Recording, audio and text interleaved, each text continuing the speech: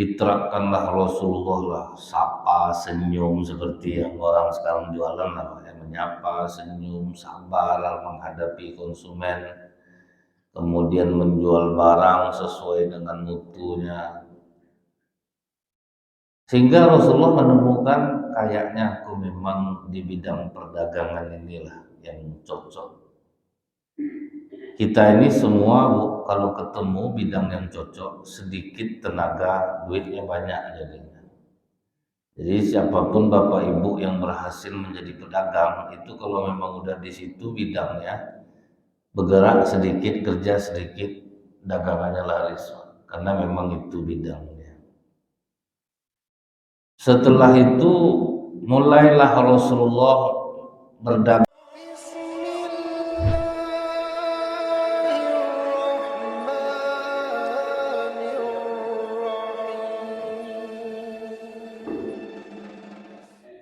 Bismillahirrahmanirrahim. Assalamualaikum warahmatullahi wabarakatuh. Innal hamdalillah nahmaduhu wa nasta'inu wa nastaghfiruh wa na'udzu billahi min syururi anfusina wa min sayyiati a'malina. May yahdihillahu fala mudilla lahu wa may yudlil fala hadiyalah. Asyhadu an la ilaha illallah wahdahu la syarikalah wa asyhadu anna Muhammadan abduhu wa rasuluh. Allahumma shalli wa sallim wa barik ala hadzal nabiyil karim wa ala alihi wa sahbihi ajmain. Bapak-bapak pengurus masjid yang saya hormati, alim ulama, tokoh masyarakat, cerdik pandai, Bapak Ibu, orang tua yang saya muliakan, hadirin hadirat yang semoga kita semua senantiasa dirahmati oleh Allah. Tidak henti-hentinya kita bersyukur kepada Allah dan mengucapkan alhamdulillahirabbil alamin. Allah masih berikan nikmat umur, nikmat kesehatan, walaupun dalam keadaan sakit tetap hadir di masjid ini. Semoga inilah menjadi sebab semoga penyakit-penyakit kita disembuhkan oleh Allah, dimudahkan segala urusan, dimurahkan rezeki insyaallah. Bersolawat kita kepada Rasulullah Sallallahu Alaihi Wasallam dengan ucapan Allahumma sholli ala Muhammad wa ala alihi wasallim. Semoga dengan banyak kita bersolawat kita mendapatkan syafaat di yaumil akhir kelak. Di saat Rasulullah Sallallahu Alaihi Wasallam berusia 14 tahun lebih kurang, Bapak Ibu. Waktu itu Rasulullah sudah tidak lagi mengembala kambing. Tapi ketika sahabat bertanya, kenapa para nabi dan rasul ini rata-rata pengembala kambing? Dijawab oleh Rasulullah, karena kambing mengajarkan kesabaran. Karena kambing binatang yang paling sulit untuk ditaklukkan. Jadi belajar sabarnya dari pengembala kambing itu lama. Jadi kalau kita pergi ke Kulim, tengok pengembala kambing tuh Pak, murah senyum rata-rata, kan udah letih sama kambing tuh Pak.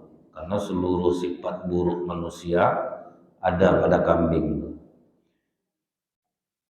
Kambing dikasih dia makan daun pisang dimakannya, batang pisang itu ditanduk ya. Nah itulah kambing. Ibaratnya waktu berutang nggak tanggung ramahnya Pak. Pas kita tagih ngamuk dia kan sama manusia. Nah, jadi itulah untuk melatih kesabaran para nabi dan rasul, yaitu dengan mengembala kambing. Nah, berhenti dari mengembala kambing ini, Abu Thalib adalah punya toko kecil-kecil lah di Mekah. Kata Rasulullah, paman biarlah aku yang menjaga toko paman ini. Itulah awalnya Rasulullah mengasah kemampuannya dalam berdagang. Begitu Rasulullah menjaga toko itu Pak, diterapkanlah Rasulullah lah, sapa, senyum seperti yang orang sekarang jualan lah, yang menyapa, senyum, sabar menghadapi konsumen, kemudian menjual barang sesuai dengan mutunya. Sehingga Rasulullah menemukan kayaknya aku memang di bidang perdagangan inilah yang cocok. Kita ini semua kalau ketemu bidang yang cocok, sedikit tenaga, duitnya banyak jadinya. Jadi siapapun Bapak Ibu yang berhasil menjadi pedagang itu kalau memang udah di situ bidangnya, bergerak sedikit, kerja sedikit, dagangannya laris. Karena memang itu bidangnya. Setelah itu mulailah Rasulullah berdagang keliling di Mekah. Dari toko, kemudian jemput bola-bola lagi. Itulah dagang sekarang nih Bu ya. Tidak bisa ditunggu aja, dijemputlah lagi bola itu. Di Jakarta sudah banyak mall tutup, mall sepi, karena banyaknya orang sekarang dagang online, Pak. Grosir langsung online. Maka banyak orang dapat barang lebih murah jadinya, itu yang membuat mall tutup. Semenjak banyak kajian online juga Pak ya, masjidlah sepi Pak kalau pengajian.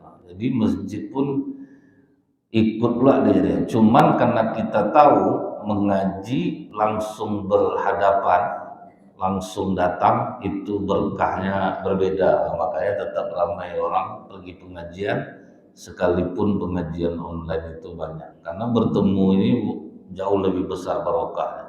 Dapat pahala majelis ilmunya, duduk iktikaf ya, jadi lebih banyak dapatnya bagi kita. Mulailah Rasulullah jemput bola, pergi ke sana, pergi ke sini sambil terus jualan-jualan. Disitulah terbukti mulai punya dapat nama Rasulullah karena kejujurannya dalam berdagang. Ini sangat mahal dalam Islam, kejujuran itu. Kalau sempat orang dagang jujur, kualitas bagus, dalam gang pun jualan dicari sama orang. Di Pekanbaru banyak kedai-kedai kecil takut sama Indomaret, takut sama Alfamart. Di Madura, Alfamart, Indomaret nggak laku. Yang laku justru warung kecil. Apa apa yang dijual Indomaret itu yang dijualnya semua, Pak. Dengan harga pasti di bawah Indomaret. Lengkap barang-barangnya semua. Dia buka 24 jam pula. AKO Indomaret di Madura. Jadi bukan dilawan-lawan. Oh, ada Indomaret payahlah kita jadinya susah lagi. Rupanya enggak. Orang Madura mensiasati itu, Pak. Dilengkapkannya barangnya, dibersihkannya tokonya, disusunnya bagus-bagus. Padahal enggak pakai AC itu, tapi tetap dicari orang karena lebih murah. Lebih murah pastinya. Apapun di Indomaret itu Bu ya, dia pasti lebih mahal daripada warung biasa. Tapi kenapa orang Pekanbaru ini suka ke Indomaret?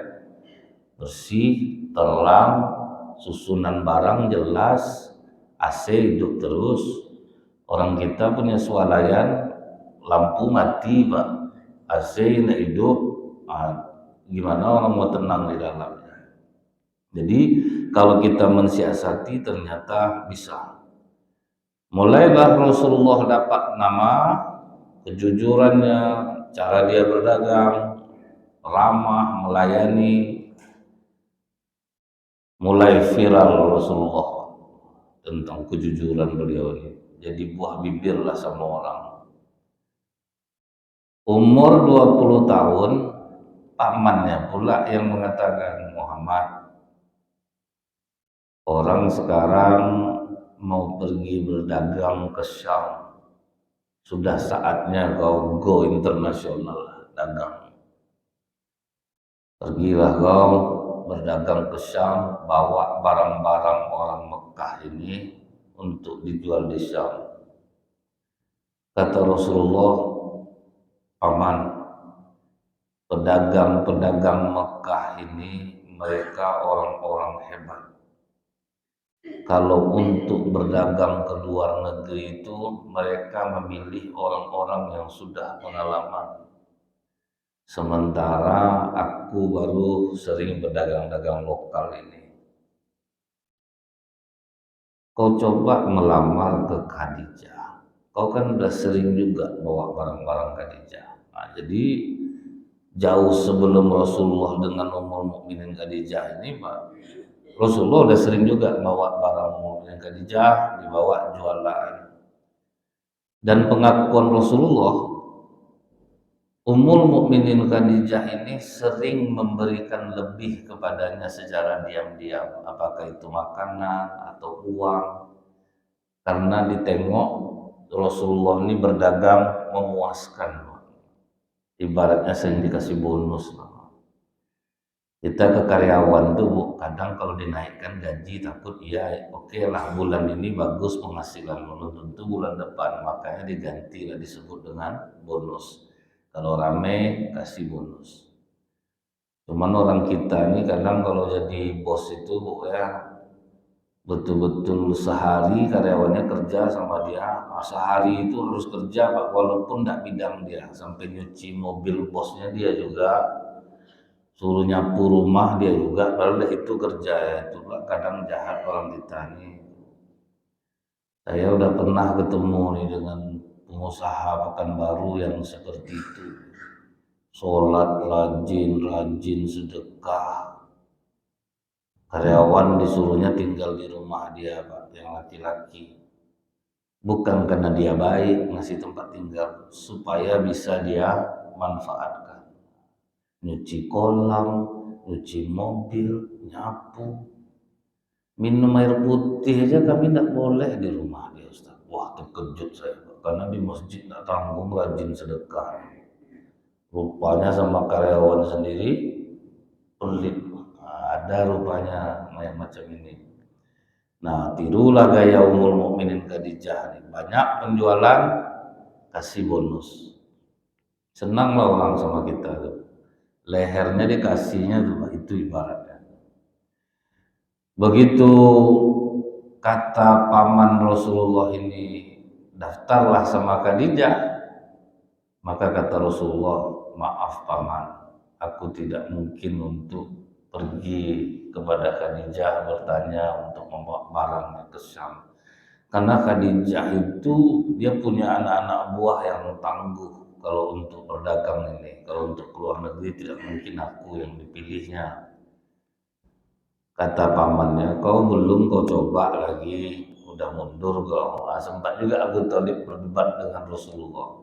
Di mana-mana kita datangi dulu, nanti kita baru tahu masalahnya. Kata Rasulullah, aku itu yang tidak bisa paman. Kalau memang rezeki aku, Khadijah nanti yang akan meminta aku.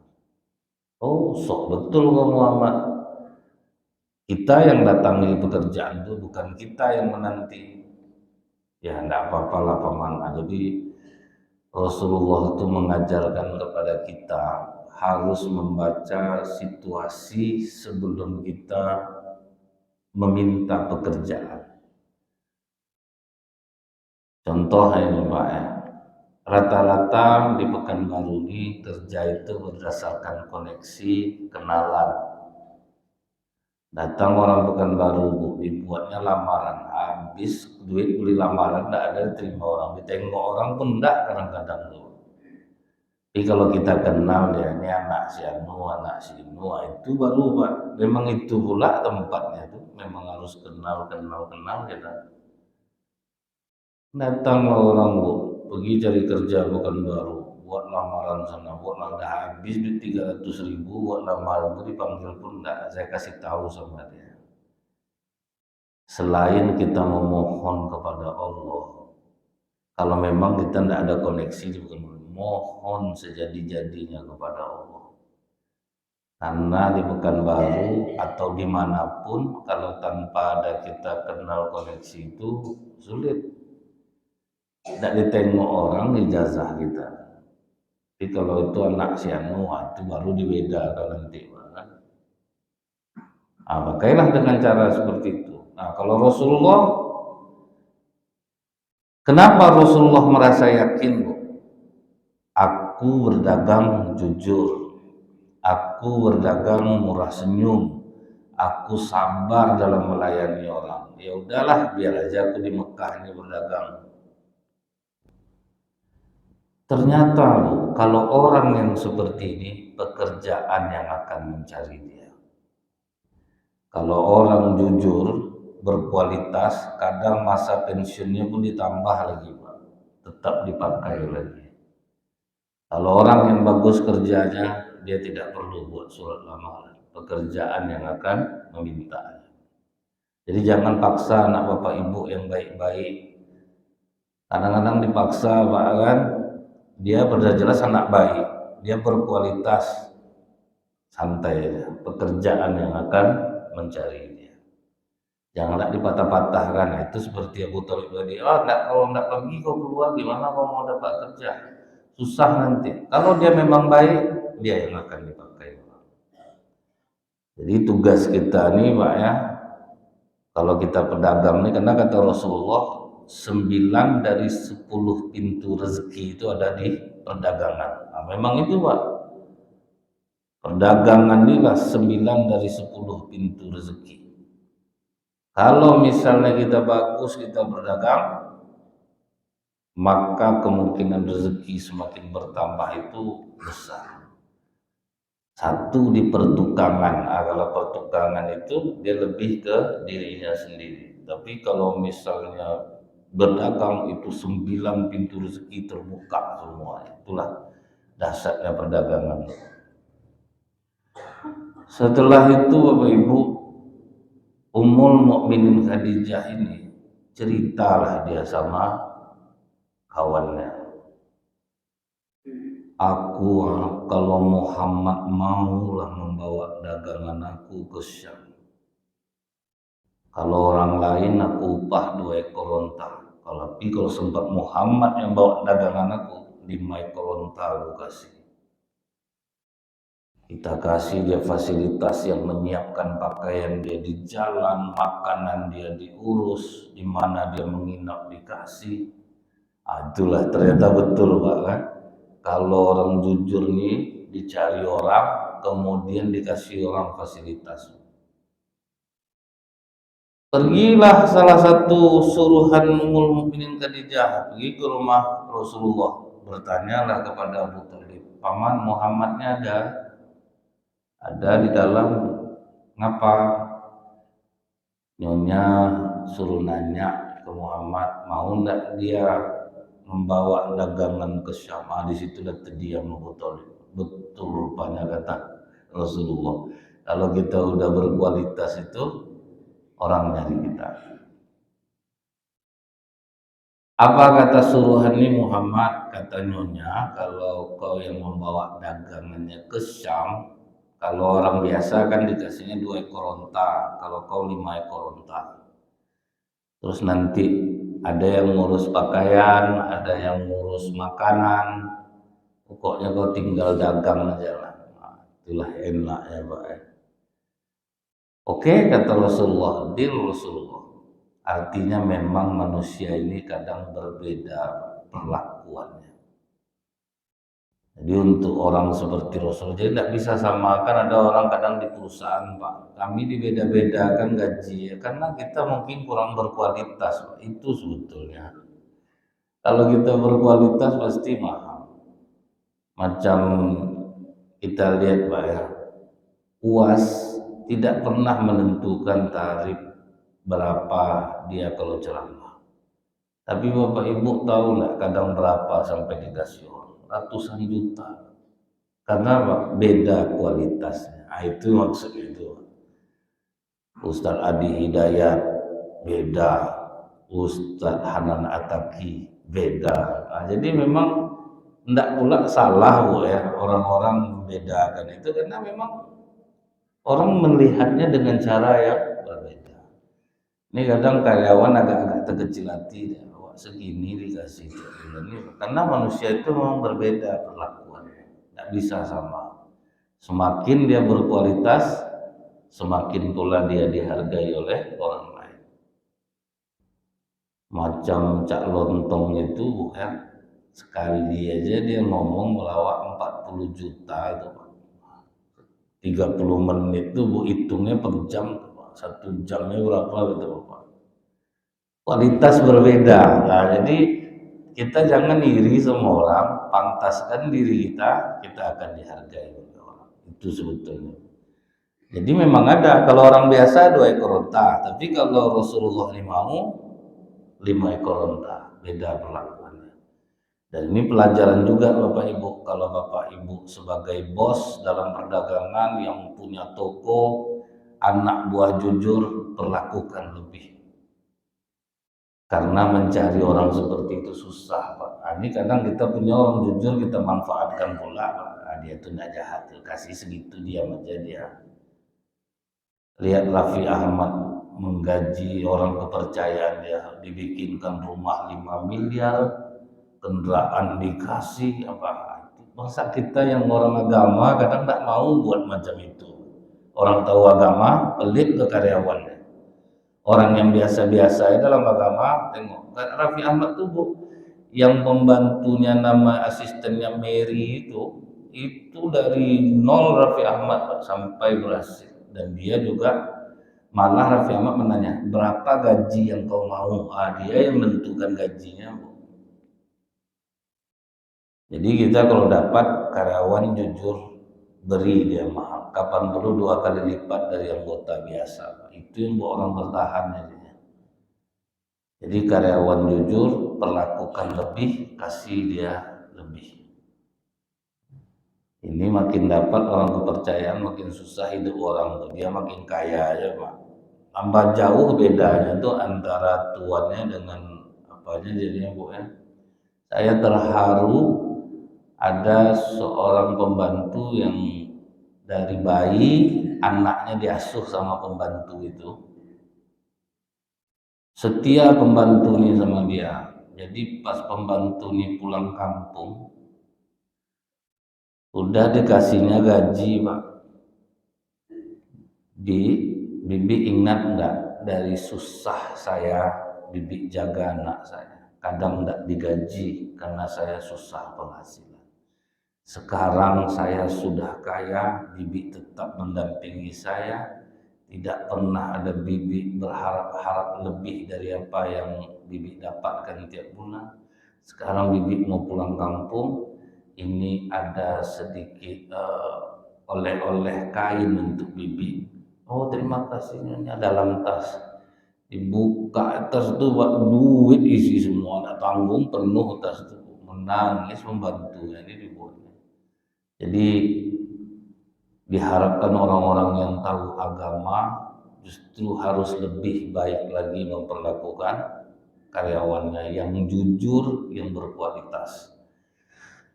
Kemudian Pak, berangkatlah Rasulullah. Nah, Rasulullah berangkat tuh Bu bersama seorang pembantu. Nama pembantu ini Maisarah. Maisarah ini laki-laki, bukan perempuan. Kadang kan nama masing-masing bangsa itu kan beda-beda ya Pak. Kita di Indonesia ini aja biasa nama Rizki itu laki-laki, rupanya ada yang perempuan namanya Rizki. Jadi tidak pengaruh masalah nama. Dulu orang sampai gawat Rasulullah jalan jauh-jauh sama perempuan namanya Maisarah. Tapi dia laki-laki. Nah begitu berdagang itu Pak, Rasulullah punya teori Pak dagangnya itu, waktu di Syam. Dibiarkannya barang kawan-kawannya habis dulu. Nah, dia tidak mau jualan. Sampai dia di Syam, dia tidak suka berteriak-teriak. Kalau rame-rame itu kan berteriak-teriak jadinya. Makanya kadang kalau kita masuk pasar pusat dulu gelisah kita di sepanjang jalan tuh Pak kan, singgallah Kak, singgallah pekak telinga di karena apa namanya memang harus seperti itu Pak. Kan kalau dagang seperti itu kan memang harus seperti itu Pak, disambut orang singgal Kak. Berapa mau kenanya nih Kak? 350 aja tawar lah Kak. Kayak mana mau nawar Pak, barang 50.000 dikasih 350.000, kayak macam mana mau nawarnya? Nah, nanti kita tawar nggak bisa 200 nih, belum dapat lagi Kak. Tambahlah Kak 5.000 lagi, baru udah banyak tuh Bang. Pergi orang ada sini. Apa gila balik macam itu lah. Maka tidak heran saya kenapa sering kebakaran pasar-pasar nih Pak. Karena memang disitulah iblis menancapkan benderanya. banyak. Kenapa mall jarang terbakar, Pak? Mall orang nggak ada penipuan, Pak. Harga barang ada, diskon sekian, silahkan beli. Nggak suka, nggak masalah. Tapi kalau di pasar-pasar itu kan nggak jelas kadang. Kadang macam merugi lah jual lah. Janganlah kasih tahu ke orang, bang ya kalau segini saya jual, masalah ini tipis betul ini karena ada pecah telur, ada menipu. Padahal sebanyak banyak lah banyak, Pak, kan. Ada ibu-ibu pengajian, Bu, dijualnya lah jilbab, bukan pengajiannya. Ini ya family suami saya baru pulang dari Abu Dhabi, jadi dibawanya lah jilbab nih. Berapa nih, Kak? Itulah kalau kita, karena kita sama pengajian ini saya tidak mau pula, saya menjual sebetulnya. Jadi udah saya membantu aja nih, dia harganya rupiah kita 200.000, bisa bayar 3 kali, Kak. Apa pula lah salah, bayar aja lah 50.000 dulu. Pertama menurut ibu-ibu pengajian tuh ibu ini pahlawan loh, Pak, nih baik betul. Ada satu ibu-ibu jalan dia ke Ramayana, jumpa jilbab tuh 35.000 harganya rupanya, Pak. Sejak itu azab ibu tuh diejek-ejek, ibu tuh, ibu Abu Dhabi, ibu Abu Dhabi. Berapa malu itu, Pak, kan? Jadi itu kena, ibu, pasar sebentar terbakar, pasar sebentar terbakar. Menurut kita tuh bagus kayak gitu tuh, untung dapat, padahal keberkahan hilang kan, tanpa kita sadari. Nah, Rasulullah anti teriak-teriak, Pak. Dibiarkannya lu lakulah barang kalian dulu, selesai barang kawan-kawannya habis baru Rasulullah jual. Jadi tidak perlu teriak lagi, Pak. Ini gini, ini barangnya ini kekurangannya, ini barang ini kekurangannya, ini kelebihannya. Jadi Rasulullah itu sangat mengenal barang dagangannya, Pak. Kita kalau belanja, Bu, pandai orang tuh menjelaskannya, Pak, ini kelebihan produk ini, kekurangannya ini. Akhirnya enak kita belanja dibuatnya. Ini apa kelebihannya? Itulah, Kak, nggak tahu pula saya, Kak, ya bos yang tahu. Ada letih kita dibuatnya tuh. Misalnya kita belanja pemasak nasi, bukan mereknya beda-beda tuh, Pak, kan ada Miyako, ada Cosmos, ada Philips, ada Panasonic. Nah, kalau pandai orang tuh menjelaskan, enak kita beli barang tuh ini, Pak. Ini kok harganya segini, segitu pula ditaruh, bos, segitu. Itu loh, hancur. Jadi kalau orang ingin mendapatkan berkah dagang itulah yang harus dijaga itu, mutu. Kita kalau jalan darat Pekanbaru ke Jakarta, trauma orang makan di rumah makan Padang, ngeri, Pak. Pokoknya dihantamnya konsumennya. Makanya jerah orang sampai disebut sama orang, jangan sampai makan di rumah makan Padang kalau perjalanan dari darat ke Jakarta. Azab, Pak, bayarnya. Nasi 12.000 enaknya 40, 60, awak udah makan, mau apa lagi, Pak? Ngeri. Akhirnya bentuknya awalnya rame dia, enak dia. Tapi semua orang sudah ngomong, Pak, sepi lagi, mungkin tutup mungkin. Nggak ada orang berani lagi makan. Nah, itu hilang keberkahannya dia. Dan bila kita katakan kok bisa kena segini, ngamuk pula dia, Pak. Nah, itu habislah berkah perdagangan seperti itu. Nah, Rasulullah, Bu, habis barangnya, banyak labanya. Begitu pulang ke Mekah, nanti dibawa pula, Pak, barang yang dari Syam yang tidak ada di Mekah dibawalah. Jadi tidak ada meruginya, Bu. Pergi bawa barang, pulang bawa barang. Ada dulu orang Pekanbaru ini, Pak, dibawanya anak-anaknya pergi liburan ke Jakarta sekeluarga pakai pesawat.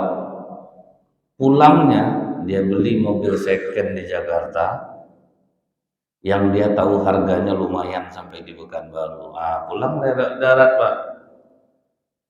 Sampai Pekanbaru dibersihin, mobil itu dijual, tertutuplah seluruh biaya operasional dia. Itu bagus tuh Pak, kan? Jadi tidak ada ruginya gitu. Pergi pedagang sini, nanti barang yang tidak ada di sini bawa ke sini. Saya ingat dulu kalau ke Bukit Tinggi itu apa yang saya bawa dari Pekanbaru? Teh berenjak, karena tidak ada di Bukit Tinggi. Jadi itulah untuk biaya operasional Bu, kan. Karena di kita jangan salah, barang tuh kecil cuma Pak, tapi tidak ada di Bukit Tinggi Bu. Pernah juga saya masukkan bantal ke Bukit Tinggi itu Bu. Dia ke pasar atas sama kampung Cina. Bantal Dakron. Waktu itu tidak ada masuk di Bukit Tinggi. Kalau masuk dari Bandung harganya mahal. Nah, jadi pakai kargo, kirim Pekanbaru, masukkan ke Bukit Tinggi. Wah itu dahsyat itu Pak, karena orang sana tidak ada masuk bantal Dakron, Pekanbaru udah ramai, udah banyak masuk bantal Dakron. Apa yang tidak ada itu yang dibawa. Jadi paling tidak Pak, tidak banyak keluar ongkos kita jadi.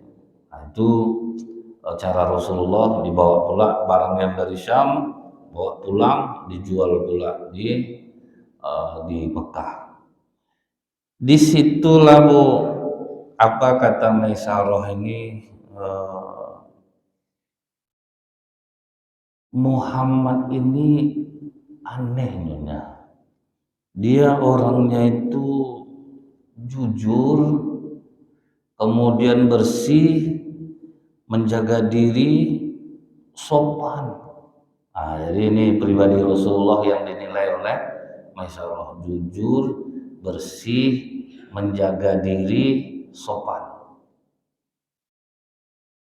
Dia berdagang jujur, mengambil untung sewajarnya sesuai dengan kualitas. Kemudian bersih, Pak. Bersih inilah Pak. Rasulullah sering mengatakan kepada para sahabat, jadilah kalian seperti tai lalat di tengah-tengah pipi. Kalau tai lalat Bu, ini kan bisa jadi pemanis Pak, asal jangan sebesar tinju aja lah Bu ya. Kalau kecil dia Pak, pemanis Pak. Maksud Rasulullah tuh kalian tuh berbeda, mesti bersih. Kenapa WC perempuan lebih bersih, tidak berbau daripada WC laki-laki di masjid? Karena perempuan pipisnya jongkok, padahal sebetulnya dalam Islam laki-laki dan perempuan pipisnya jongkok. Sampai kata dokter, laki-laki yang pipisnya jongkok, dia terbebas dari penyakit prostat. Tapi kalau dia tegak, bisa kena prostat. Sebab badan berat ditahan sama kaki dalam keadaan berdiri, menahan berat badan, dia kencing. Itu yang membuat kena prostat. Kalau kencing kita di masjid ini berdiri, laki-laki Bu, itu kemana-mana pergi airnya Pak, kemari yang disiram di sini, tentu yang nempel-nempel di situ tuh. Saya perhatikan tuh WC anak-anak sekolah juga. Kalau udah kosong sekolah tuh Pak, saya cari WC-nya yang WC perempuan karena itu lebih bersih. Kalau WC laki-laki semerbak Pak, dahsyat aromanya tuh. Mau menangis masuk dalam itu tuh karena pipis berdiri gitu. Jadi Rasulullah tuh mengajarkan kita tuh bersih Pak. Rasulullah tuh Bu ya, kalau bercermin dia dekat air sampai dicemooh sama Ummul Mukminin Aisyah. Laki-laki begini juga ya Rasulullah. Maka kata Rasulullah, Allah itu maha indah dan Allah itu menyukai keindahan. Kadang kami laki-laki ini Bu, karena udah laku rasanya, udah punya istri, kurang bersih ini Bu. Kadang tak mandi banget, ngantar istri ke pasar tuh Bu, pakai baju gengsi, tak mandi, muka-muka bantal juga baru tuh banget, kusut. Sampai tuh saya gurau ini Bu, tuh Bu, tak pahit rasanya di belakang tuh, pahit sebetulnya Ustaz. Tapi macam mana lah laki kita, aromanya tuh semerbak Bu kan. Tidak mau lagi dandan Pak. Makanya kata Ibnu Abbas, wahai para laki-laki, berdandanlah kalian sebagaimana kalian ingin istri kalian berdandan untuk kalian. Macam bapak ibu dia tengok bersih-bersih Pak. Kagak gagal bapak, walaupun udah tua-tua nampak bersihnya. Ini kadang anak-anak muda berserak gitu, nanti kok bapak subuh udah nampak wajah ceria bersih itu pak. Itu enaknya kalau kita mengaji ini pak, banyak kita tahu jadinya. Kalau itu usut masai, pernah saya ceramah di kantor. Pertama istrinya nanya, Pak, saya tidak tahu tuh istrinya Bu, Ustadz bagaimana kalau suami kita tuh singlet-singlet aja dia Ustadz. Kadang mandula kita bau badan busuk Ustadz, jarang mandi. Kita mau ngasih tahu segan lah kita jadinya. Saya jawab, seharusnya ibu komunikasikan sama suami ibu, karena kan dia suami ibu, bilanglah sama dia, mandilah bang, bersih lah. Orang ketawa, padahal saya serius pak. Tak lama suatu laki-laki lagi nanya Ustaz, mau nanya Ustaz, apa hukumnya istri kalau ke kantor berdandan-dandan ya Ustaz, di rumah mandi jam 12 pakai daster robek ketiak Ustaz, bau bawang. Rupanya yang nanya pertama tadi istrinya Pak, yang nanya kedua suami, sama-sama kotor dua-duanya rupanya. Nah, jadi inilah Islam itu mengajarkan kita untuk bersih. Insyaallah akan kita lanjutkan kembali. Subhanakallahumma bihamdika asyhadu an la ilaha illa anta astaghfiruka wa atubu ilaik. Assalamualaikum warahmatullahi wabarakatuh.